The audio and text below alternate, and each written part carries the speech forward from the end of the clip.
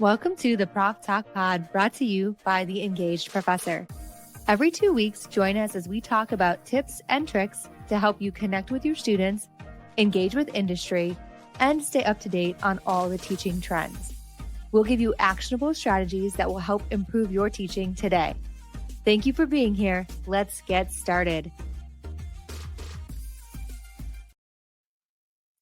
Hey everyone, welcome to the Prof Talk Pod. My name is Becky Aiken, and I'm here with my co-host and friend Galen Clavio. It's Hi. we got a little like psychedelic background for you today. The waves are moving, it's like a little extra attention grabbing background for you. And I want to first say that I appreciate those that have reached out over the last few weeks and said that they got value from one of the most recent podcasts we've done on the use of generative AI and ways we've used it in assignments. It's good to hear those things because it keeps at least me motivated. I don't know if it keeps Galen motivated to keep showing up, but it definitely keeps me motivated to keep showing up. So I appreciate that and want more of it. So don't ever hesitate to email me at Becky at the Engaged Professor, or even just comment on LinkedIn or YouTube or wherever you're listening to the podcast. And go ahead, sorry. I'll just note the only thing that motivates me to show up is I don't want to disappoint you, because as I started off our pre-conversation with, I disappoint somebody every day as an administrator. So if I can keep that number down by appearing here, I feel like I've done my job.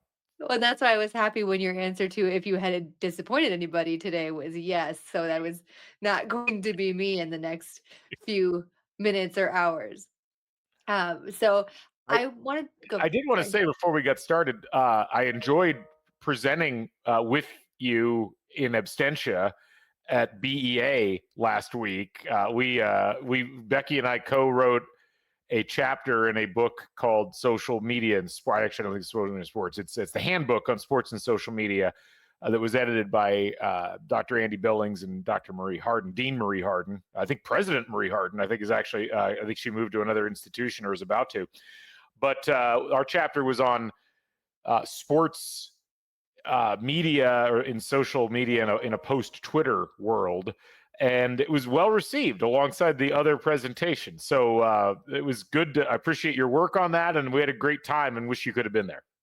I'm happy to hear that. And especially because that book chapter is the gift that keeps on giving, because I've been teaching a lot about social media this last semester. And like every day I can talk about something different related to X that connects to the chapter we wrote. So it's been fun for that, for sure. So good. I'm glad to hear it. I'm always sorry to miss out on conferences because the conversations that we get to have on the podcast are things we would often talk about at conferences. So it's kind of fun to be able to keep doing this with you.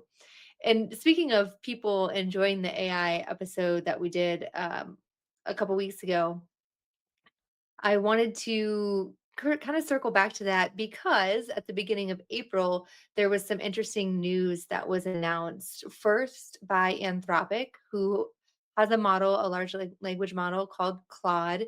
It is not as well known as the GPT models that were built by OpenAI, but actually was using Claude early on with marketing clients because it had better voice for writing than OpenAI. Like early GPT models were super robotic, and Claude has always had been better up until 4.0. Once GPT 4.0 came out, that difference closed rapidly for me. But they actually announced something interesting in the realm of higher education that I thought would make sense for us to talk about. So on April 2nd, they dropped a new model that was built specifically for institutions in higher education. It's called Claude for Education.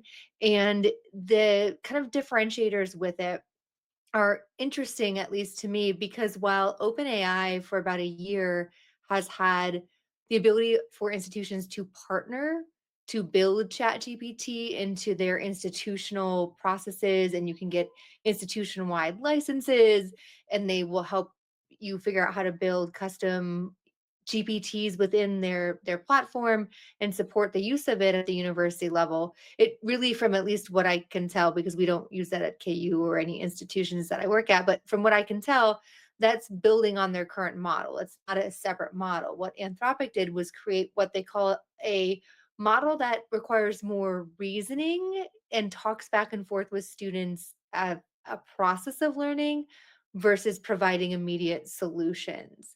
So its goal is to use that learning mode to help develop critical thinking skills versus, just typing in write me a paper about XYZ that I can turn in.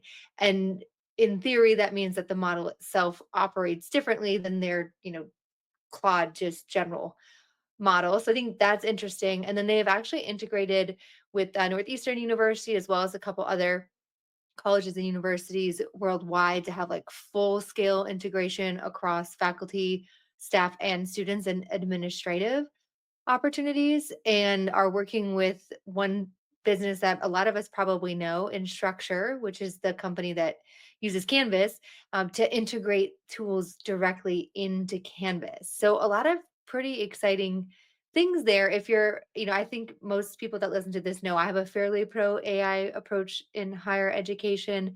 And so I think there's exciting things about the model, especially because one of our worries is like replacing student thinking. So if the model can be built in a way that doesn't just give away answers, I think that's a good thing.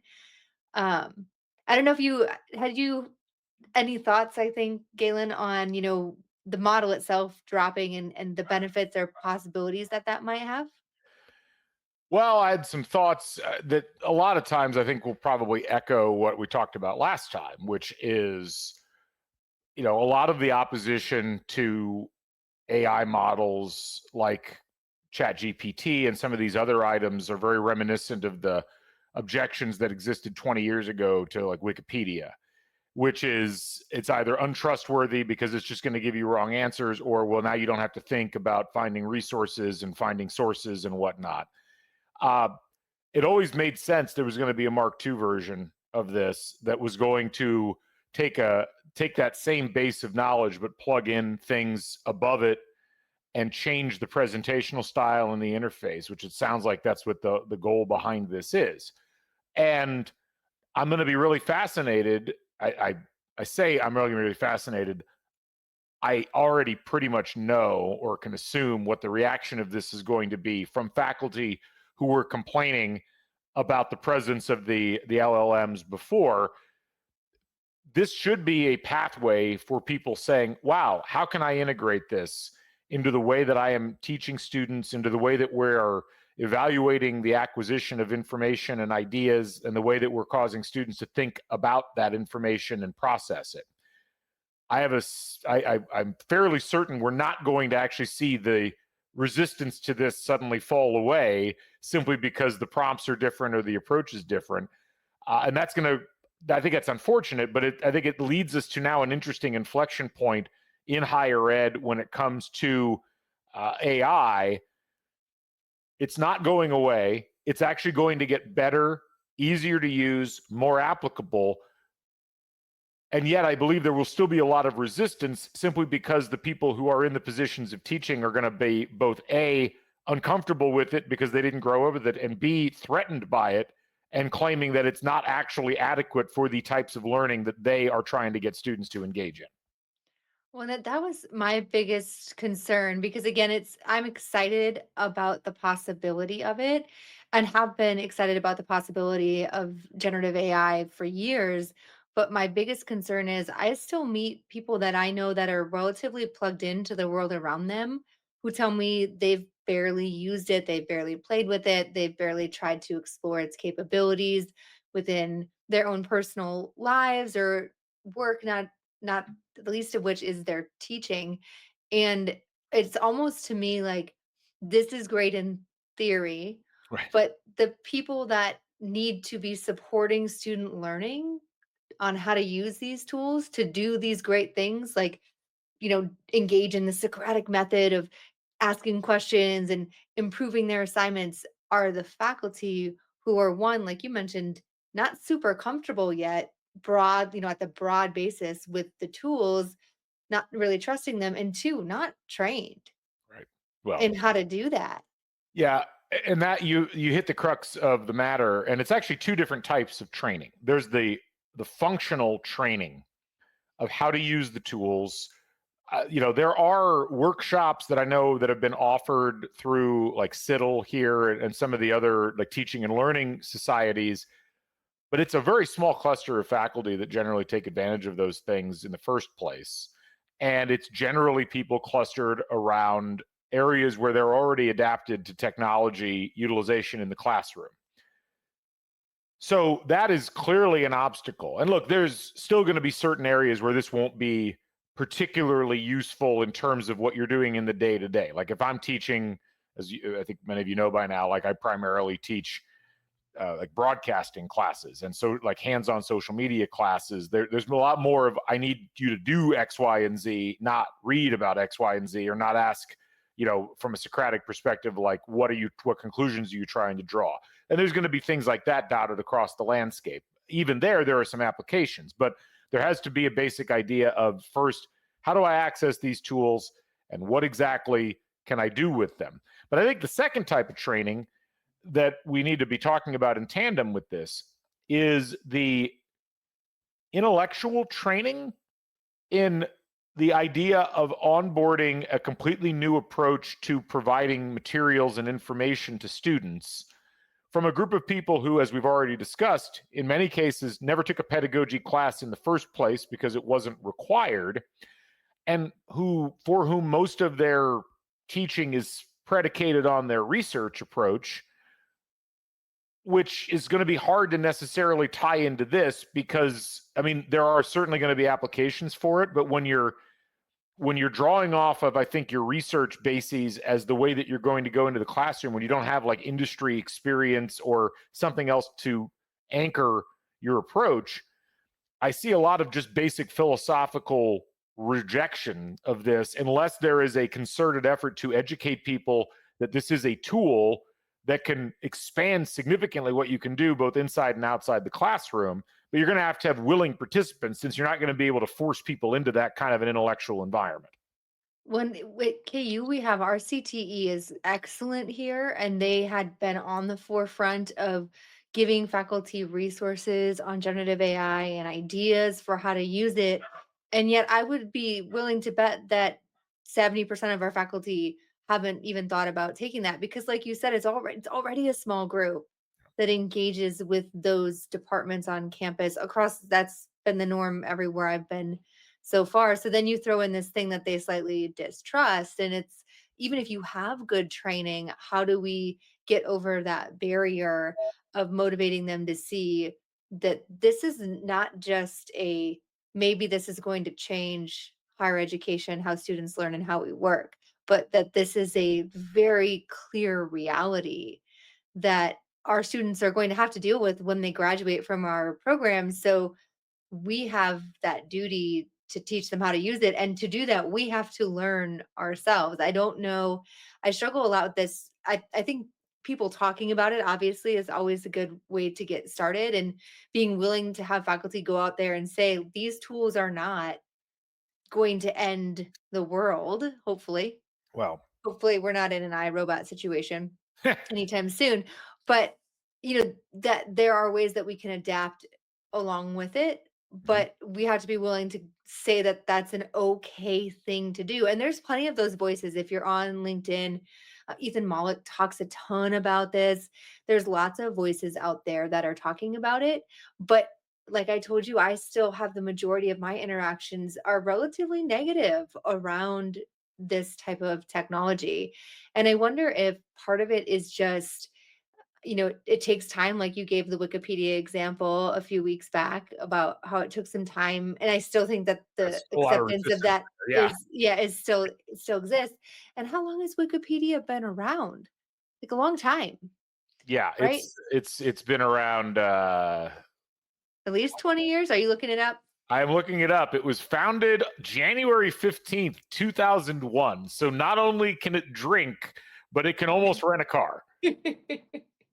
Yeah, so that's a long time, right? And Look, so I this is worry about that. you should. And look, I think that there's a really fascinating I think philosophical shift going on in certain segments of society and government and policy around the core concepts of institutions and the core concepts of what we should be accepting of or not accepting of. There's an interesting book that I didn't read yet, but I listened to a podcast about by the authors, and they've intrigued me sufficiently that I'm going to go read it. It's called, I think it's called the Abundance Theory or something like that. It's Ezra Klein and Derek Thompson, and one of the things that they talk about is, there's the skepticism about the role of government has kind of flipped to some degree in the political parties. Whereas like Democrats were kind of the home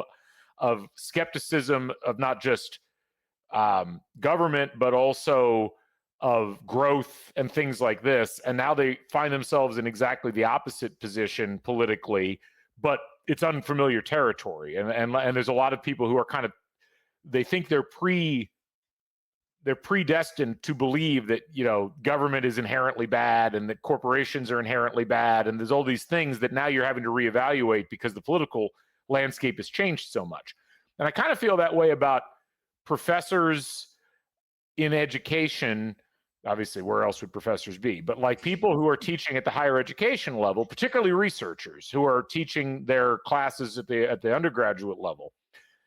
This should be the group of people that is the most accepting and the most open to technology and the advances of technology, because it's predicated on science. It's science and engineering in action, which is essentially kind of trying to break down the human brain and model it into an electronic form, but in a way that's accessible for everybody.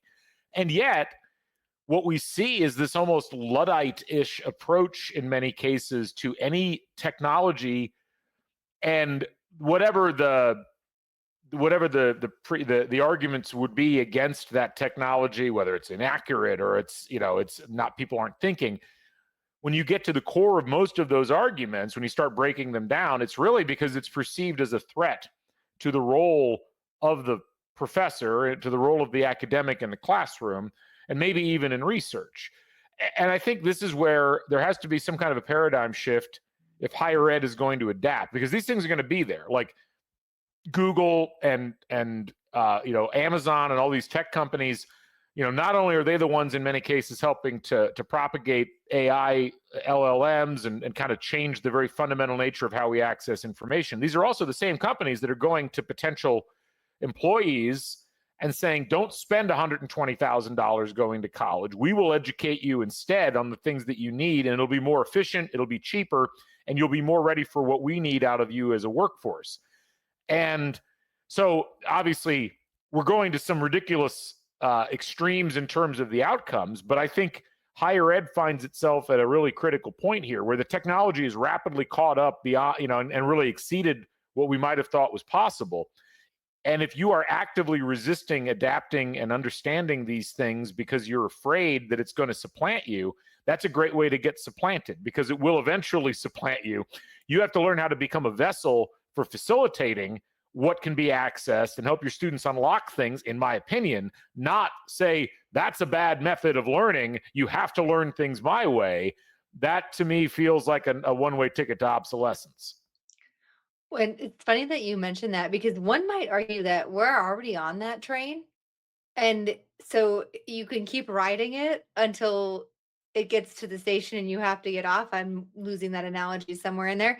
Or you can try to be, try to adapt now. I just was talking with my students yesterday, and I had them do an ethical debate about using generative AI to do things like create a podcast.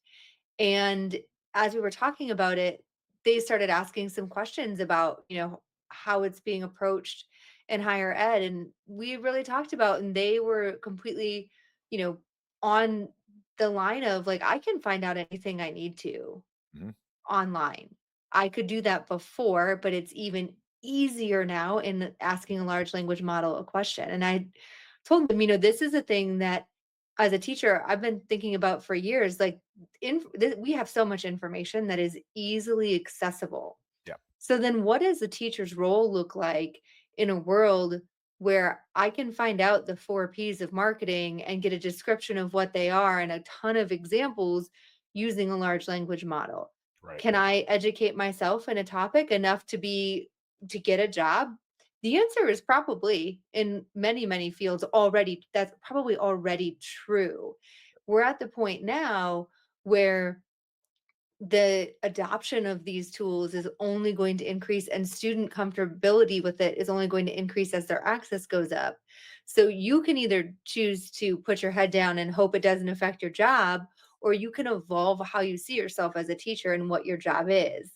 And your job is likely going to include teaching students how these tools can be implemented and used in your field effectively. And probably the number one thing that every single person who listens to this podcast should do themselves and then tell all of their faculty friends to do, because let's be honest, we don't have a million listeners, so Right. we need word of mouth here.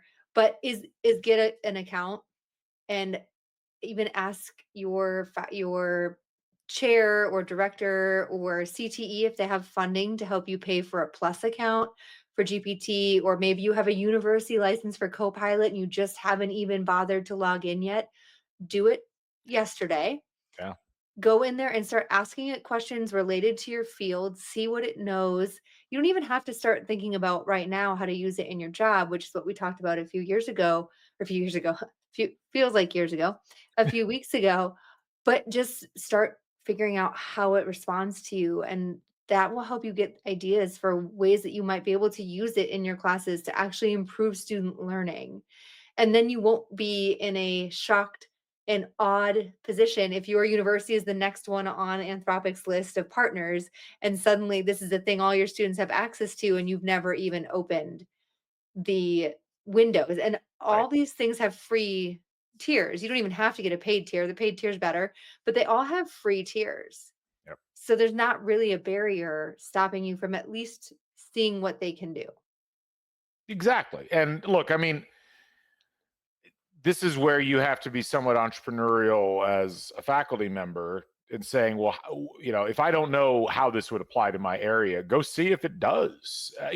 Like it's got to be, you've got to be proactive in thinking about the ways in which the technology could connect to you, and then you just have to go check it out for yourself. And it's worth, like, there's professional development funds, there's discretionary funds from chairs. I mean, there's a lot of different funding sources. A lot of times, you could go to your teaching and learning facility on campus, and they'll have access to it, whether it's a guest access or whether it's just, something that they'll help you to pay for. Or you've got research funds. Well, this would work for that too, as far as I'm concerned. I think you can make a compelling case. But yeah, I think to some degree, the other thing I would recommend is, if you're not sure where to take the dive, there's YouTube videos out there that walk you through how to use these sorts of tools and show you some of the options and give you the opportunity to see other people using it first. And I found that to be very useful. We've been doing a lot of work in the media space with switching a lot of our production approaches to exactly the kind of environment that this podcast is being recorded in right now. Becky and I are not in the same state. We're using a StreamYard account. If you're not familiar with StreamYard, go look it up. It's less affordable now than it was when it launched, but it's a very nice. This came from industry, but this is usable in a bunch of different ways within the academic space. Did I know how to use this when I started using it? No. But once I saw it demoed, I was like, that's something that we can utilize if we figure out how to make it all, like, operate properly and do what we want to do. And so, yeah, your advice is very good, but you've got to be the one that goes out and does that, because I don't think you're ever going to, at least not in the next 5 years, I don't think we're going to see chairs or deans mandating this. And if you are just like, well, my colleagues aren't doing it, therefore I shall not as well, I'm not sure you're actually doing a whole lot for yourself in that circumstance. Well, and along with that, go to your university's Center for Teaching and Learning, whatever, and technology, whatever it is that they call that on your campus. I know at least three places I've taught in the last couple years, they've been giving summer grants for faculty to basically play with AI tools in how they can integrate them into their courses. So you can actually get money, you can get paid to do this research and do some self development and growth. So at least check to see if your institution offers that. And then if you're completely new to this, if you have not even opened up one of these windows, or maybe you've only done it to get recipes or a workout guide or some kind of personal activity, there's this book I just finished listening to the audiobook of called Teaching with AI. And it was written in April of last year. So, as we know, these models rapidly change and update. But a lot of the core concepts that you need to understand of the building blocks of this are in that book. And I just finished listening to it earlier this week, and a lot of the ideas for ways to use it and prompting guidelines and things like that are still really valuable. So that's a good place to start. Now, if you're somebody who's already dug in a decent amount, it might not have as much value, but definitely if you're new, super great stuff in there. And you can listen to some of the back episodes of this podcast because we've talked about AI. I mean, I think our very first episode was on rethinking assessments because of AI. So there's some nuggets in there too to get you started. And when I asked Galen to do this podcast, actually, I don't know if I asked him or if he convinced me. One of those two things happened, in which order, I'm not sure. But do you remember? I think I convinced you to do the podcast, but go on, please. Over beers at a conference, which is where all the good stuff happens. So I think, I didn't want it to be an all about generative AI, all about using AI, because there's so many other things that happen with teaching. So not every episode is about that, but it does actually tend to show up in at least some way, shape, or form whenever we're talking about building courses or assessing students or working with students, because there are a lot of good use cases for it. And I would encourage you to focus on use cases, like what are some things inside your discipline, inside your classroom, inside your own work that could potentially be improved using AI, and just try it. It's okay if you do and you don't think it's better than what you want to do on your own, but it's worth a try to see how it can be beneficial for not just for you and your work, but for your students in their jobs. And I'll link that book too in the show notes.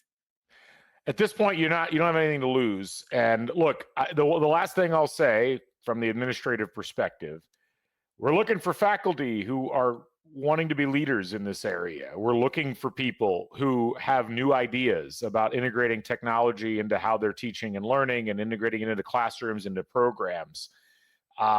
When administrators come in with these ideas, it's viewed as a threat. When faculty come in with these ideas, it's viewed as organic and coming up from the ground level. So, if you're especially if you're a junior faculty member and you're like, I don't know how I'm going to ever like have a respected leadership role within my school or my department, this is a great way to start, because I guarantee you, even if your older faculty colleagues are skeptical or brusque with you about the topic, the reality is your younger faculty colleagues are going to appreciate the fact that somebody's trying to take the lead. And your opinions don't have to be fully formed at the beginning.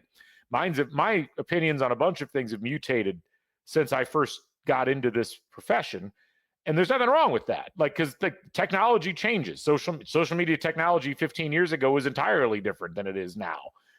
You can Starting somewhere is a better way of learning how to approach it later on than not starting and then trying to jump on later. And again, I think the more faculty that are interested in this and are trying to think about how do we change the paradigm in a way that's going to help students, help us remain relevant, how do we change our jobs within the confines of higher ed, that's really what we're looking for at this point. And we need to do that together. I think trying to do that on our own just isn't going to work. So, if you do have any suggestions or things that you are using it for that you would love for us to share on another episode, like I am completely open to, answering direct questions or sharing examples and use cases in one of our episodes to just get the knowledge out there in different ways. And I really appreciate your willingness to listen and to engage. And if you like the episode, if you find this podcast useful, please rate and review it because it helps it show up in the algorithm. But I swear someday my life will not be run by algorithms, or it will always be, not sure. And if you can share it with somebody that you think might find value in it, that we would really appreciate that, because we keep doing it because we are hoping that we are making a difference for some of you out there. And I appreciate you, and we'll see you next time.